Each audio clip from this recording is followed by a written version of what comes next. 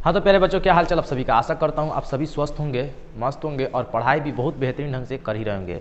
आज का वीडियो जो है क्लास 9 के एक्सरसाइज 1.5 के जो बचे कुछ क्वेश्चन है इस वीडियो में हम सॉल्व कर देंगे। ठीक है, जो क्वेश्चन नंबर 3 है, 4 है और 5 है। तो बिना समय गवाए चलिए शुरू करते हैं। देखिए, इस क्वेश्चन को पढ़ने से पहले मैं थोड़ा सा कंसेप्ट समझाना चाहता हूँ, ध्यान से देखिएगा।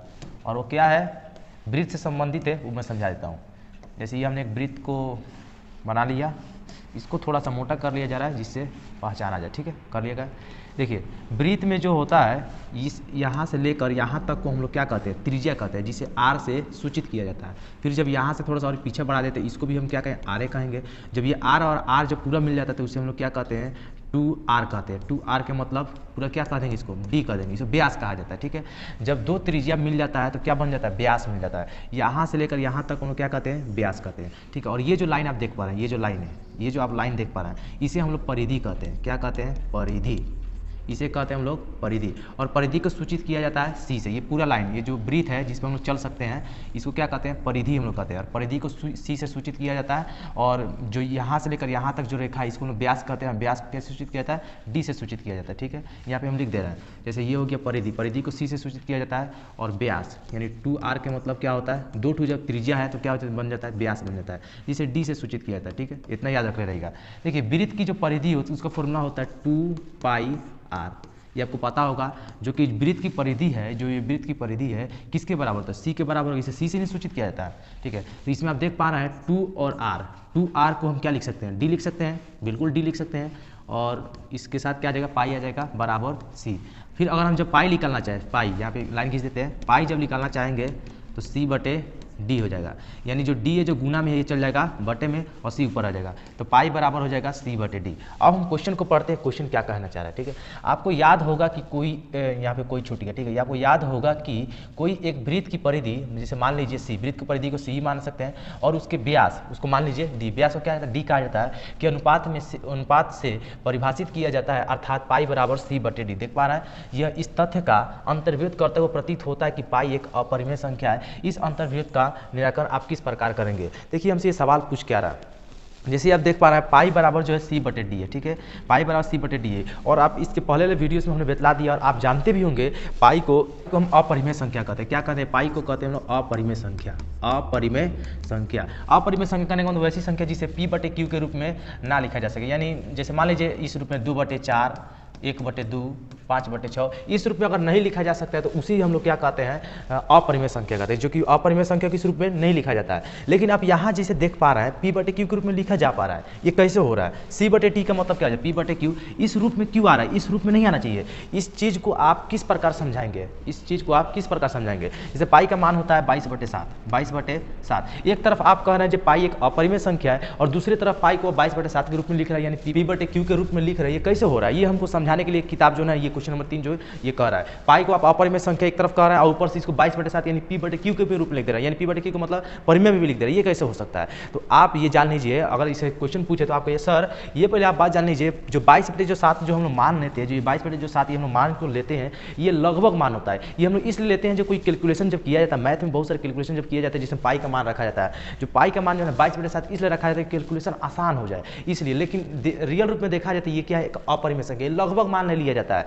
जैसे 3 दशमलव कितना होता है, 3.145 लगभग इतने से आगे बढ़ते रहा, ये लगभग बढ़ते जाता है, और बढ़ते जाएगा तो बताइए मैथ में किंग हम लोग बनाएंगे। तो इसलिए बनाने के लिए हम क्या करते हैं, इसको एक लगभग मान ले लेते हैं 22/7, जिसे आसानी हो जाए बनाने में। ठीक है, नहीं तो पाई जो है एक अपरिमेय संख्या। ये आप जो पढ़ रहे हैं पूरा बिल्कुल सही पढ़ रहे हैं। तो क्वेश्चन नंबर 3 का जो ये अंतर विरोध जो निराकरण हम लोग को जो कहा था करने के लिए, शायद आप अच्छी तरह से समझ चुके हैं हम लोग किस प्रकार अंतर्व्युक्त किए हैं इसका। ठीक है, तो क्वेश्चन नंबर अब 4 पे चला जाए।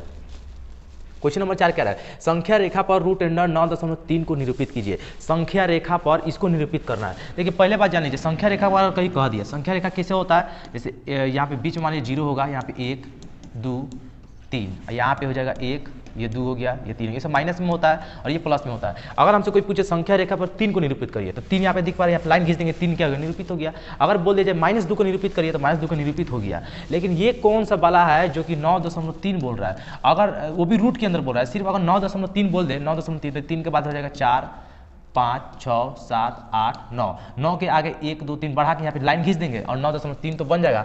लेकिन ये रूट में है, ये रूट में, इसको निरूपित करना है। तो इसको निरूपित करने का एक टेक्निक, एक तरीका है, ध्यान से देखिएगा किस प्रकार निरूपित किया जा सकता है। तो इसको हम इरेज करते हैं। जब भी ऐसा रूट वाला, जैसे जब भी रूट वाला क्वेश्चन आ जाए, 9.3 को निरूपित करिए, 5.1 को निरूपित करिए, 4.7 को निरूपित करिए, ऐसे जब भी पूछ दिया जाए क्वेश्चन निरूपित करने के लिए, तो उसमें मात्र एक काम कर देना है और वो है एक जोड़ देना है उसमें। क्या, जैसे 9.3 बोल रहा है, 9.3 बोल रहा है, तो इसमें हम सिर्फ क्या जोड़ देंगे, एक जोड़ देंगे। जब हम एक जोड़ देंगे तो ये बन जाएगा 10.3। इतना तो आप कर ही सकते हैं। 9.3 पूछा है तो हम इसमें एक जोड़ देंगे तो 10.3। जैसे 5.1 पूछेगा तो उसमें एक जोड़ दीजिए, उसको एक जोड़ने के बाद 6.1 हो जाएगा। इस तरह जो चीज़ पूछेगा उसमें सिर्फ एक जोड़ देना और हमको इस तरह बना देना है। एक जोड़ के हमने 10.3 बना दिया और एक 10.3 का एक हम रेखा खींचेंगे। इस रेखा खींचने से पहले हम ये वाला रेखा खींचेंगे 9.3, ठीक है। रखिए 9.3 का एक हम रेखा खींचेंगे और ये आप स्केल से ही पार के खींचेंगे। स्केल से आपको नाप लेना है 9.3 किस प्रकार है। हम जो है बोर्ड पे बना रहा है, कॉपी पे अगर बनाना हो तो एकदम एग्जैक्ट बना देते हैं, बोर्ड पे बना रहे तो थोड़ा सा मिसमैच हो सकता है, ठीक है। जैसे यहाँ पे हमने मान ले रहा है, ये जो हमने रेखा जो मान लिया है, ये वाला रेखा से नहीं पारना है, इस रेखा से बनाते हैं, ठीक है।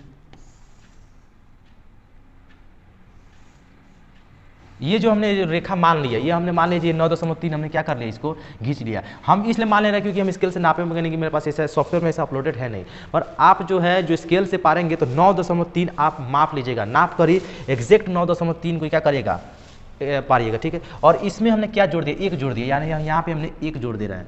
एक यहाँ से इतना लगभग इतना ही एक होने वाला है, यहाँ तक एक हो गया, एक जोड़ दिया। अभी स्केल से, जैसे स्केल में होता है ना 1, 2, 3, 4 ऐसे करके 12 तक होता है, तो एक बोला गया था सिर्फ यहाँ 0 से लेकर, 0 से शुरू होता है, 0 से 1 यहाँ तक ये आप नाप के यहाँ पे लिख लीजिए। तो हमने इसमें एक जोड़ दिया। अब एक जोड़ देने के बाद ये जो पूरा जो ये लाइन है, ये यहाँ से लेकर यहाँ, ये जो यहाँ से लेकर आप यहाँ देख रहे हैं, ये हो जा रहा है 10.3, ठीक है। ये पूरा 10.3 हो गया। इसका हम करेंगे आधा, इसका हम कर देंगे आधा। इसका जब हम यहाँ पे आधा करेंगे, और आधा करने का एक तरीका है, और वो जो है डिवाइडर है, डिवाइडर आप ले लीजिएगा और इस पॉइंट जो है ये वाला पॉइंट पे भिराएगा पहले, ठीक है। इस पॉइंट में भिराने के बाद आधा से ज़्यादा, वो जो डिवाइडर है, ये जो डिवाइडर होता है वो आधा से ज़्यादा थोड़ा सा लाइन खींच लीजिएगा और उसको इस तरह काटिएगा, इस तरह तो काट सकते हैं। फिर इसको यहाँ से लेकर यहाँ से काटिएगा और जिस पॉइंट पे कटेगा वहाँ से लाइन पार के यहाँ पे बना दीजिएगा, वो आधा एकदम आसानी से हो जाएगा, ठीक है। तो हमने तो इसको आधा कर लिया, आप भी उस तरह आधा कर लीजिएगा, ठीक है। अब आधा कर लेने के बाद इस पॉइंट पे फिर से हम डिवाइडर को भिराएंगे, जो सुइया है डिवाइडर का इसमें भिराएंगे और यहाँ से लेकर यहाँ नापेंगे और इसको गोल गोलाई क्या कर देंगे, पार देंगे। जो हमने इस तरह गोल गोलाई पार दी, आप भी इस तरह क्या करेंगे, गोल गोलाई इसको आप पार देंगे, ठीक है। और ये याद करिए, यहाँ से जो हमने खींचा था इसको हम ऊपर एकदम सीधा एग्जैक्ट 90 डिग्री का, एकदम 90 डिग्री का लाइन सीधा सीधा इसको हम पार देंगे, 90 डिग्री का लाइन, ठीक है। जहाँ से हमने एक तक शुरुआती की, यहीं से 90 डिग्री लाइन हमने सीधा सीधा पार देना है और इसको यहाँ से लेकर यहाँ इसको क्या कर देना है, इसको मिला देना है। इतना तो मिला सकते हैं। देखिए सबसे पहले हमने 10.3 का आधा किया। इसे अगर जैसे ये रेखा है, जो ये रेखा है, रेखा जो है 10.3, इसका जब हम आधा करते हैं, आधा करेंगे 2 से आधा करेंगे, जब आधा करेंगे तो 2 × 5 = 10, यहाँ पे हो जाएगा 15। जब आधा करेंगे तो कहने का मतलब, ये थोड़ा मिटा दे रहे हैं, ये हो जाएगा यहाँ से लेकर यहाँ से लेकर यहाँ से लेकर यहाँ तक जो है ये 5.15 है, क्योंकि आधा किया जा रहा है, ये आधा और ये भी है 5.15, ये आधा, ये दोनों आधा आधा है कि नहीं है, दोनों आधा आधा है। तो हमने तो इस पर का आधा कर दिया, यहाँ पे लिखते चल रहा है, आधा हमने कर दिया, ठीक है। तो ये रेखा यहाँ से लेकर यहाँ 5.15 है, ठीक है। ये जो लाइन आप देख पा रहे हैं, ये लाइन, ये जो त्रिज्या है, जैसे आर से सूचित किया, ये त्रिज्या जहाँ बनेगा सब त्रिज्या, ये भी त्रिज्या होगा, ये भी त्रिज्या होगा, ये सब क्या होगा, ये सब त्रिज्या है और ये सब त्रिज्या क्या होगा, बराबर, यानी 5.15 होगा, ये भी सब क्या होगा 5.15। जितना त्रिज्या होगा सब कितना बनेगा, 5.15 का भी नहीं, ये भी कितना 5.15 का ही बनने वाला है। तो मेरा ये कॉन्सेप्ट क्या है जो मैं समझाना चाहता हूँ, ध्यान से देखिएगा, ठीक है। तो ये 5.15 है, तो यहाँ से जो ये लाइन आप देख पा रहे हैं, ये भी कितना होगा 5.15, ये भी यही होगा। ये जितना बड़ा है उतना बड़ा ये भी तो होगा 5.15, ठीक है। ये हमने निकाल लिया, ये निकाल लिया, ये निकाल लिया, ठीक है। ये निकाल लेने के बाद इसका नाम भी हम रख देंगे, नाम दूसरा कलर से लिखेंगे, लिख दे रहे हैं, ये 0 हो गया, इसका नाम रख देंगे A और इसका नाम रख देंगे हम लोग B, ठीक है। तो ये हमने सबसे मेन जो काम किया, ये हमने निकाल लिया है।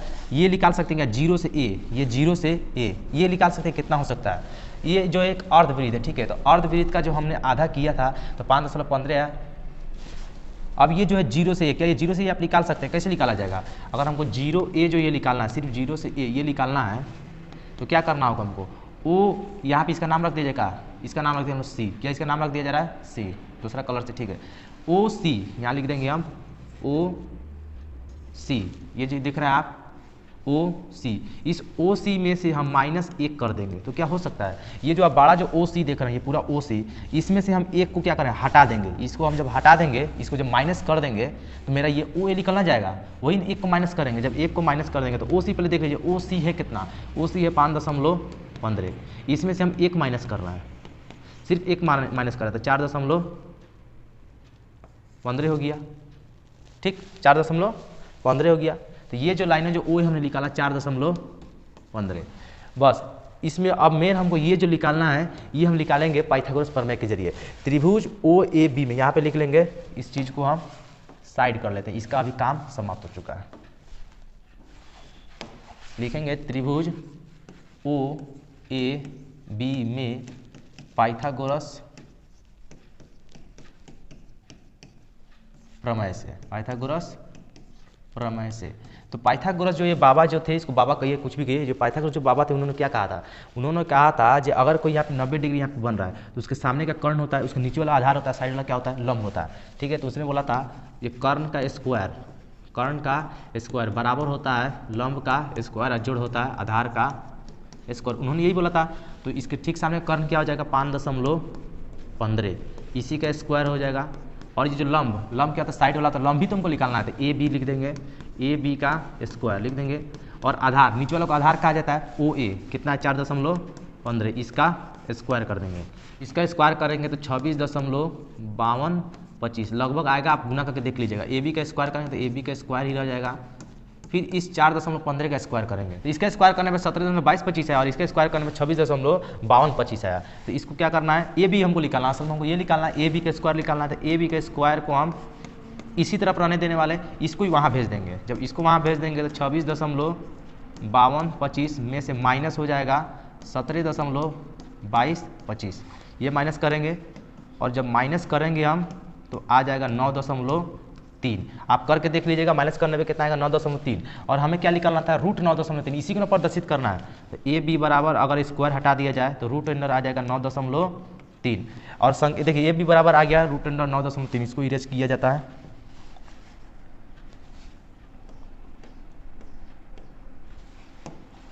रूट 9.3, ये जो लाइन आप देख पा रहे हैं, ये लाइन जो है ये रूट 9.3 का है। अब इस लाइन के यहाँ से लेकर यहाँ आप प्रकाल ऐसे यहाँ से लेकर यहाँ तक आप प्रकाल से नाप लीजिएगा, और नाप लेने के बाद ये बिंदु देखिए जहाँ पे गिरेगा, ये बिंदु जहाँ पे गिरेगा वही लाइन होगा रूट 9.3, और यही हमारा फाइनल आंसर हो गया। लेकिन ये जो है बोर्ड पे हमने बनाया तो थोड़ा सा इधर उधर हो सकता है, लेकिन रियल डायग्राम आप जो देख पा रहे हैं, जो आप बगल में देख पा रहे हैं वही रियल डायग्राम है, ठीक है, वही बनने वाला है। बोर्ड पे हमने जिस तरह करके बना दिया सो बना दिया, आप कॉपी में ट्राई करिएगा एकदम एक्जैक्ट जिस तरह हमने समझाया एकदम बनाएगा, एकदम एग्जैक्ट सही निकल जाएगा, ठीक है। क्वेश्चन नंबर 4 बन गया। क्वेश्चन नंबर 5 का निम्नलिखित के हरों का परमीकरण कीजिए, ये बहुत मस्त है। 1 नंबर यहाँ पे उतार दिया जा रहा है, 1/√17, ये कह रहा है हरों का परमीकरण। अब समझिए पहले हर किसे कहा जाता है, अंश किसे कहा जाता है। ऊपर वाला को अंश, यानी कोई संख्या अगर मान लीजिए इस तरह हमने लिख दिया तो ये ऊपर वाला जो होता है ना उसको हम लोग कहते हैं अंश, ऊपर वाला कहते हैं हम लोग अंश, और नीचे वाला कहा जाता है हर। बहुत लोग कंफ्यूज में रहता है, हर ऊपर होता है कि नीचे होता है, कंफ्यूजन को हम दूर करते हैं। गाँव में आप देखे होंगे हर बैल होता है जो कि माटी नीचे कोड़ता है, तो नीचे जब कोड़ता है इसका मतलब हर कौन होगा, नीचे वाला होगा, और जो बच जाएगा वो क्या हो जाएगा, ऊपर वाला अंश हो जाएगा। तो नीचे वाला को हर कहा जाता है, ऊपर वाला को अंश कहा जाता है। तो इस क्वेश्चन में कह रहा है हर का परमीकरण, यानी सिर्फ कह रहा है हर को टच करने के लिए, जो हर है इसको टच करने के लिए कह रहा है, और उसे क्या परमीकरण करने के लिए कहा जाता है। लेकिन ये सवाल देखिए हमको इसे किस प्रकार, लेकिन ये सवाल हमको इसे क्यों कहता है, हर का परमीकरण करने के लिए क्यों कहता है। देखिए नीचे जो रूट होता है, नीचे रूट, उस रूट को हटाने के लिए हम लोग क्या करते हैं, हर का परमीकरण कहते हैं। क्योंकि कभी भी नीचे रूट नहीं रहना चाहिए, रूट वाला जो भी संख्या हो नीचे नहीं रहना चाहिए, ऊपर रह जाए काम चल जाता है पर नीचे नहीं रहना चाहिए। उस नीचे से रूट को हटाने के लिए हम लोग क्या करते हैं, हर का परमीकरण कहते हैं। तो क्या हम हर का जब परमीकरण करें तो नीचे से रूट हट जाएगा, चलिए देखते हैं किस प्रकार होता है, ठीक है। तो जैसे हमने इस प्रकार लिख रहे हैं 1/√17, सेम उतार देने के बाद नीचे जो संख्या है उसको डबल कर दीजिए, डबल कर दिया गया कि कट जाएगा तो 1 होगा, और 1 से गुना करें तो वही बात हो रहेगा। तो 1 में जब √7 से गुना करें तो √7 हो जाएगा, और √7 जब 2 √7 जब 7 रहेगा उससे जो गुना करें तो एक 7 से बाहर लिख लीजिए, यही हमारा आंसर है। देखिए नीचे से रूट हटना गया, इसी को हटाने के लिए हम लोग पूरा ये लाफड़ा जो है हर का परमीकरण इसी के लिए सिर्फ हम करते हैं, नीचे से रूट को हटाने के लिए। आप देख पा रहे हैं। अब क्वेश्चन नंबर जो है इसमें का 2, रोमन अंक का 2, 1/√7 - √6। फिर अब नीचे से हटाना है तो इसको क्या करेंगे, एक बार दोबारा इसको लिख लेंगे 7 माइनस रूट 6। ठीक है, ये जो नीचे वाला जो संख्या ऊपर 2 बार लिखना होगा, 7 रूट 6, इसको 2 बार लिखना होगा। जैसा कि आप देख पा रहे हैं इसमें भी 2 बार लिखा है, इसको भी 2 बार लिखेंगे। लेकिन प्रॉब्लम ये, अगर ये माइनस रहा तो यहाँ क्या बन जाएगा, प्लस। अगर ये प्लस रहा तो ये क्या बन जाएगा, माइनस माइनस। ठीक है, ये आप जानते होंगे शायद, या तो आप जान जाइएगा। एक में गुना करेंगे तो रूट 7 प्लस रूट 6। ठीक है, इसमें जब गुना करें तो इसके पहले हम फॉर्मूला बनाया था, इसके पहले वाले वीडियोस में आप देख पा रहे जब दो चीज़ सेम सेम हो, एकदम दो चीज़ जब सेम सेम हो और माइनस प्लस प्लस माइनस में हो, देखिए सेम सेम जाती नहीं होना चाहिए, प्लस प्लस नहीं होना चाहिए, माइनस माइनस नहीं होना चाहिए, उल्टा होना चाहिए। माइनस हो तो प्लस हो, या तो प्लस हो तो माइनस हो। ठीक है, ये होना चाहिए। और सेम सेम हो तो उसका आसान तरीका लिखने का, आप 7 लिख लीजिए उसका, और उसका 6 लिख लीजिए, बस माइनस में करके लिख लीजिए। और इसको लास्ट में सिंपली क्या करें, घटा दीजिए। 7 में 6 कटेगा तो 1, इसका मतलब है 1 को भी हटा सकते हैं, बाटा में 1 नहीं माना जा सकता। तो यही हमारा फाइनल आंसर होगा। मेरे ख्याल से आप समझ पा रहे हैं बढ़िया से। क्वेश्चन नंबर 3, इसको देखा जाए अब।